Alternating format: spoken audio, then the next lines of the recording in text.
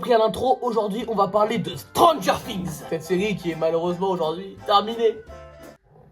Putain, mais merde alors, merde. Pour ceux qui n'ont pas compris, on va spoiler. Donc ceux qui n'ont pas envie de se faire spoiler, déguerpissez. Bande de pauvres fous. Alors pour ceux qui vivent dans une grotte et qui n'ont pas internet, Stranger Things c'est quoi? Grosso merdo, la saison 1, c'est une bande de 4 potes, y'en a un qui disparaît. Voilà, dès le premier épisode, dès la 5e minute. Les 4 autres potes, ils vont découvrir une meuf qui a des super pouvoirs, ils vont découvrir une autre dimension avec des monstres, enfin c'est n'importe quoi en fait, cette série, putain. Tout le monde pense que la mère du fils, elle est complètement folle parce qu'elle dit qu'elle arrive à communiquer avec lui à travers les dimensions, enfin voilà. Alors qu'en fait, Joyce, t'avais raison Joyce, t'avais raison. Et grosso merdo, l'enfant il était où?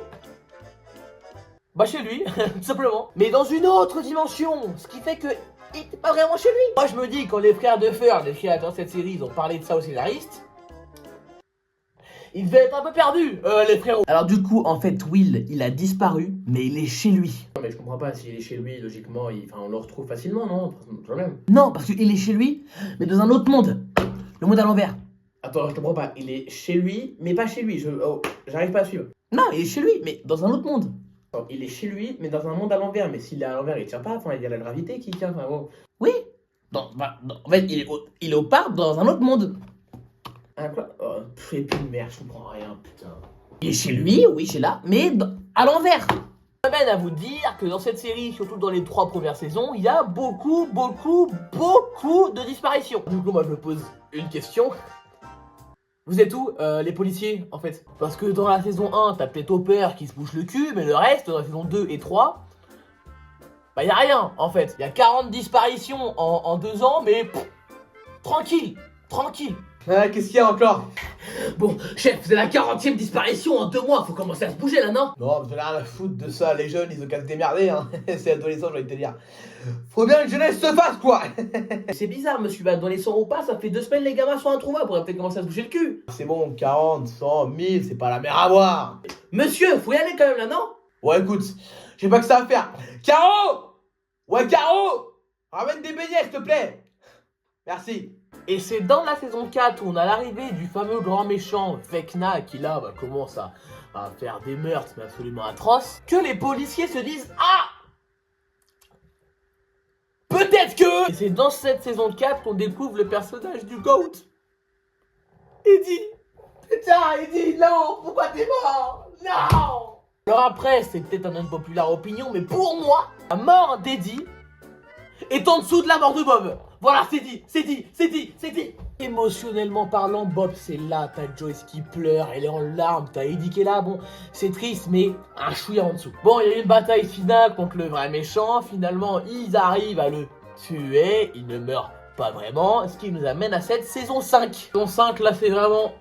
ça part en couille, mais alors... en couille. T'as Will, le mec qui avait disparu de la première saison, il commence à avoir des pouvoirs, comme la fille qu'ils avaient trouvée, enfin...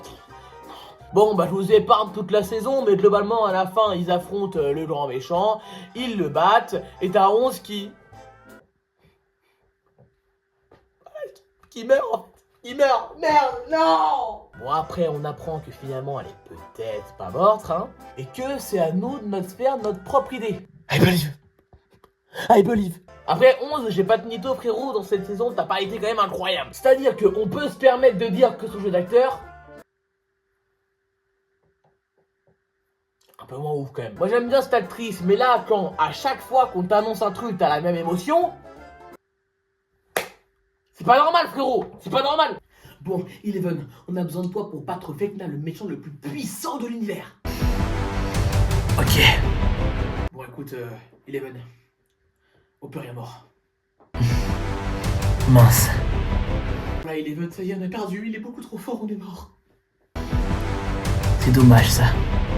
Bon, Eleven, tu vas devoir te sacrifier pour nous mourir. Je suis dévasté. Et du coup, à la fin de cette série, bon, on a 1 heure d'épisode où on dit un petit peu au revoir au personnage, c'est un peu une happy ending. C'est là où il y a quelque chose qui cloche, parce que tout au long de cette saison 5, il y a eu des faux raccords, une sorte de manivelle qui passe de la couleur rouge à la couleur grise, Nikkei qui change de couleur aussi, que des petits faux raccords comme ça, ce qui nous amène à la théorie de l'année, le Conformity Gate. Cette théorie, c'est que apparemment la fin de Stranger Things serait une illusion de Vecna et qu'en fait, il ne l'aurait pas battu, ils auraient perdu et que justement, en fait, ils auraient perdu et qu'ils seraient dans l'illusion. Les fans qui ont fait cette théorie, ils s'appuient sur les faux raccords. Le fait qu'à la cérémonie des diplômes, tout le monde est dans la position de Vecna, qu'il y ait des pancartes où il y a absolument rien. Le fait que dans beaucoup de plans, il y a marqué Exit, genre en mode échappez-vous. Du coup, les gens se sont dit, vu que c'est une illusion, il va y avoir un épisode 9 secret. Et moi perso, je suis pas naïf, j'y ai pas cru. Non. J'y ai pas cru, non. Carrément, Netflix ça crash à 2h du matin le 8 janvier en France pour un épisode qui n'existe pas. Rendez-vous compte de la dinguerie quand même. Moi je suis persuadé que les frères Duffer, ils ont vu cette théorie, ils ont fait putain. Et pourquoi on n'y a pas pensé? En attendant, moi j'ai qu'une seule chose à dire, hein, c'est merci Netflix de nous avoir offert cette série, merci les frères Duffer. Parce que je pense clairement que c'est une de mes séries préférées, voire peut-être la meilleure que j'ai vue. Maintenant forcément j'ai le seum que ce soit fini quoi. Mais putain, non!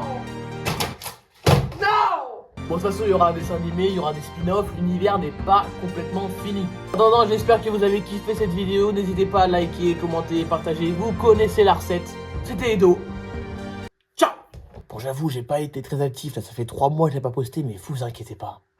Je reviens en force avec plein de projets. C'est faux, j'ai pas plein de projets.